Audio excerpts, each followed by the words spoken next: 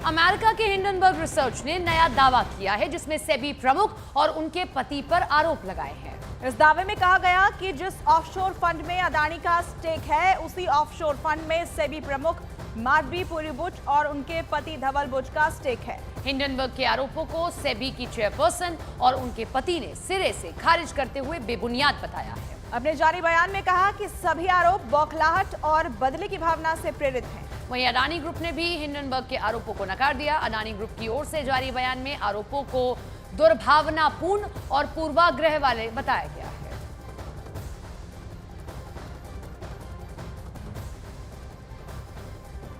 Hindenburg के इन दावों पर अब सियासत भी शुरू हो चुकी है। कांग्रेस पार्टी ने सरकार पर सवाल खड़े किए और जेपीसी से जांच की मांग की है। तो वहीं बीजेपी ने पलटवार करते हुए विदेशी संस्थानों का साथ देने पर कांग्रेस को घेरा है। हिंडनबर्ग ने ही एक और रिपोर्ट निकाली जिसमें सेबी चीफ माधवी बुच और उनके पति धवल बुच के सारे कारनामे सबके सामने आ गए। ऑफशोर कंपनीज में उनकी इन्वेस्टमेंट सबके सामने आ गई। ये वो कंपनीज हैं जिसमें अदानी के भाई विनोद अदानी की भी इन्वेस्टमेंट्स हैं।